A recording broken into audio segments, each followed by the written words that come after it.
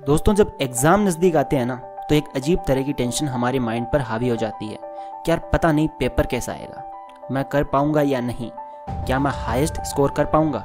या फिर कुछ स्टूडेंट्स के लिए ये भी एक बड़ा क्वेश्चन होता है कि यार क्या मैं पास भी हो पाऊंगा, बिकॉज़ पूरे साल मैंने करी थी मस्ती और अब पढ़ना पड़ेगा ज़बरदस्ती। तो अगर सच बोलूँ मैं तो एक डर सा बैठ गया है, एक अजीब तरह का डर।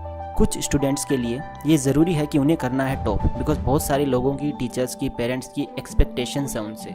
और कुछ स्टूडेंट्स को ज़्यादा कुछ नहीं चाहिए, बस उन्हें पास होना है। तो आज इस वीडियो को देखते रहिए, आप सभी भाइयों को मेरी तरफ से कुछ स्पेशल और लास्ट मोमेंट टिप्स मिलने वाली है जो आपको एग्ज़ाम्स में अच्छा स्कोर करने में 100% हेल्प करेगी और आपके एग्ज़ाम की इस टेंशन को दूर करने की गारंटी मैं लेता हूँ। और ये वीडियो आपके लिए सबसे ज़्यादा स्पेशल होने।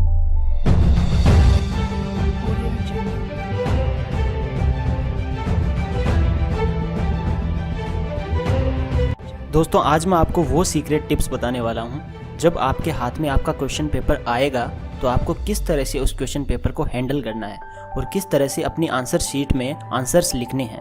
और आपको ये पता चल जाएगा कि एक टॉपर किस तरह से आंसर्स लिखता है, जिससे उसे 100 आउट ऑफ 100 मिल जाते हैं। मतलब कि एग्जामिनर को मौका ही नहीं देते कि उसका एक नंबर भी काट सके। दोस्तों, tip number 1, don't read your question paper. दोस्तों, यकीन मानो ये टिप सबसे ज़्यादा पावरफुल है। नॉर्मली हम क्या करते हैं, जैसे ही हमारे हाथ में क्वेश्चन पेपर आता है हम फटाफट से उसे देखने लग जाते हैं और उसका रिजल्ट क्या आता है, हमारे अंदर जो क्वेश्चन पेपर का डर था पहले से वो 1000 टाइम्स बढ़ जाता है और माइंड में सब क्वेश्चंस मिक्स हो जाते हैं, जो आते हैं, जो नहीं आते हैं। तो इससे होगा क्या कि जो क्वेश्चन आपको आते हैं उनका भी आंसर आप नहीं लिख पाओगे, बिकॉज आपका माइंड अब डिस्टर्ब हो चुका होता है। फॉर एग्जाम्पल, मान लो आपके एग्जाम में 20 क्वेश्चन आए और आपको उनमें से 15 एकदम करेक्ट आते हैं, एकदम आपके पढ़े हुए सारे क्वेश्चंस। लेकिन अगर आपने पेपर पढ़ लिया ना तो आपका ध्यान उन 15 पर नहीं रहेगा, वो डाइवर्ट होकर बाकी के जो 5 क्वेश्चंस बचते हैं जो आपको नहीं आते उनकी तरफ चला जाएगा, बिकॉज वो आपको आते नहीं हैं। सो उनमें नंबर कट सकने का जो डर है वो आपके माइंड पर हावी हो जाएगा और उनकी वजह से आपको जो 15 क्वेश्चंस के आंसर्स एकदम पूरे आते हैं वो भी आप नहीं लिख पाओगे। सो अब बात आती है कि करें क्या उस मोमेंट में। तो भाई, सबसे पहले आपको क्या करना है, जैसे ही क्वेश्चन पेपर आपके सामने आए उसे मत पढ़ो। Don't read your question paper, उसे अपने सामने रख दो। फिर एक गहरी लंबी सांस लो आंखें बंद करके, और अपनी आंखें बंद करके सबसे पहले अपने माइंड में उस इंसान को याद करो। आपकी लाइफ में कोई ना कोई ऐसा इंसान ज़रूर है जिसकी आप सबसे ज़्यादा रिस्पेक्ट करते हो और जिसको आपसे ये एक्सपेक्टेशन है कि आप इस एग्ज़ाम में अच्छा करोगे, टॉप करोगे, अच्छे नंबर से पास होगे। तो उस इंसान को याद करो। वो आपके पेरेंट्स हो सकते हैं, आपका टीचर हो सकता है, XYZ कोई भी हो सकता है। और ऐसे इमेजिन करो कि वो आपको बोल रहे हैं कि तुम ये कर सकते हो, मैं तुम्हारे साथ हूँ, डोंट वरी, मुझे तुम पर पूरा विश्वास है। बस अगर इतना कर लिया ना, ये आपको इतना कॉन्फिडेंट कर देगा अंदर से कि आप सोच भी नहीं सकते। फिर आपको क्या करना है, अपने माइंड में करना है रिवीजन। जो भी आपने पढ़ा है पूरे साल, कम या ज़्यादा, बस जो भी पढ़ा है फटाफट से उसकी मूवी अपने माइंड में प्ले कर लो। बस अब स्टॉप। अब आप एकदम रेडी हो, फुल कॉन्फिडेंस के साथ। अब आपके सामने क्वेश्चन पेपर कुछ नहीं है, तो आपको ये करना है, आपको जो 15 मिनट मिलते हैं क्वेश्चन पेपर को पढ़ने के लिए, उसका यूज़ आपको ऐसे करना है। अब बात करते हैं दूसरी टिप की। दोस्तों, tip number 2, answer each question 1 by 1। दोस्तों, अब जैसे ही बेल बजे और आप क्वेश्चन पेपर को ओपन करें तो आपको बस फर्स्ट क्वेश्चन को देखना है, बाकी सब भूल जाओ। पूरी दुनिया क्या कर रही है उससे मतलब मत रखो, फर्स्ट क्वेश्चन देखो। क्वेश्चन के हर वर्ड पर फोकस करो। फिर आपके माइंड में उससे रिलेटेड जितनी इंफॉर्मेशन है, जितनी नॉलेज है, उसको रिवाइंड करो। आपका आंसर रेडी है आपके माइंड में, लिख दो उसे। और आंसर कैसे लिखना है इसके बारे में नेक्स्ट टिप में बात करूंगा, ठीक है। फर्स्ट क्वेश्चन हो गया, अब सेकेंड क्वेश्चन पर आते हैं। इस क्वेश्चन पर अपना सारा ध्यान लगा दो। सेकेंड क्वेश्चन पर वापस उस क्वेश्चन को ध्यान से पढ़ो, माइंड में वापस उससे रिलेटेड जो भी इंफॉर्मेशन है जल्दी से रिवाइंड करो। Again answer is ready in your mind, उतार दो कॉपी में। आपको हर क्वेश्चन ऐसे ही करना है मेरे भाई, बाकी क्वेश्चंस को देखना नहीं है। बस जो क्वेश्चन कर रहे हो बस उसी को देखना चाहिए, वही दिखना चाहिए, बाकी सब ब्लर। आजकल जैसे आप अपनी फ़ोटोज़ में करते हो ना बैकग्राउंड ब्लर, वैसे ही बाकी सब ब्लर। बस जो क्वेश्चन कर रहे हो सारा फोकस उस पर होना चाहिए। फिर तीर जो है वो डायरेक्ट निशाने पर ही लगेगा। अगर फोकस होगा निशाने पर, ना कि उसके आसपास क्या है। अब थर्ड क्वेश्चन देखो, अगर माइंड में रिवाइंड होता है, कोई इन्फॉर्मेशन है तो लिख दो, और अगर नहीं है, आपको कोई क्वेश्चन नहीं आता है तो छोड़ दो, आगे बढ़ो। अब फोर्थ क्वेश्चन करो। तो ऐसे करना है, जब आप सारे क्वेश्चंस कर लेते हो जो आपको आते हैं, पहले से याद हैं, फिर आपको क्या करना है, सेकेंड राउंड में जाना है। जो क्वेश्चन आपने नहीं किए, छोड़ दिए थे, अब उनकी बारी है। हमने थर्ड क्वेश्चन नहीं किया था, चलो उसको करते हैं। थर्ड क्वेश्चन को देखो। अब देखो ट्रिक, आपको ये क्वेश्चन नहीं आ रहा है ना। अब मुझे एक बात बताओ, क्या बोर्ड के एग्ज़ाम में नेगेटिव मार्किंग होती है? ऑब्वियसली नहीं होती यार। अब ये बताओ, अगर आप इस क्वेश्चन को नहीं करते हो और खाली छोड़ देते हो तो आपके 2 मार्क्स तो गए, ये तो फाइनल है।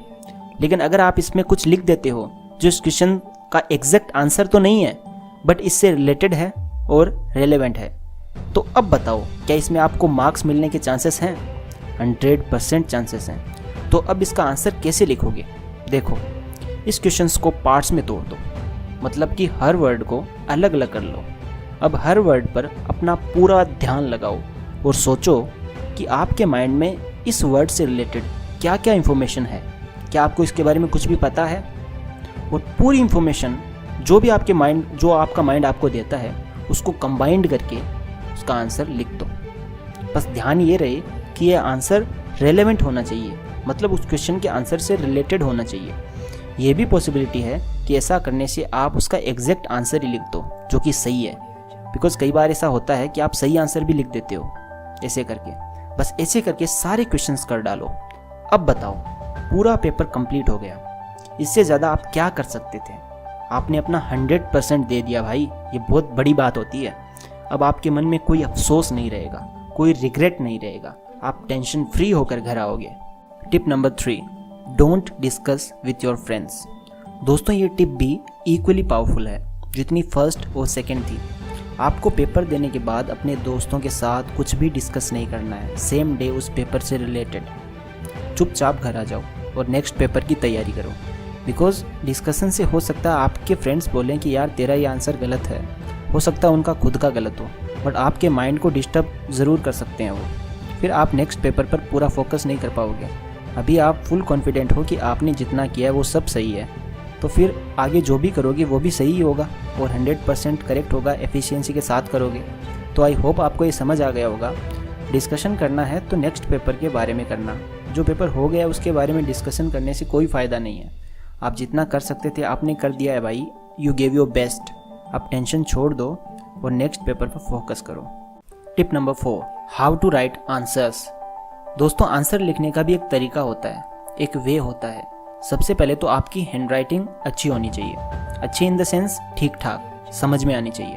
ऐसा नहीं होना चाहिए कि आपने जो आंसर्स तो अपने हिसाब से करेक्ट लिखा है बट कुछ समझ में नहीं आ रहा है, तो ऐसा नहीं करना है। अच्छा लिखो, ठीक है। फिर आंसर जो लिख रहे हो उसको अच्छे से डिफाइन करो सिंपल लैंग्वेज में, मतलब समझ में आना चाहिए किसके बारे में बात हो रही है, ये समझ आना चाहिए।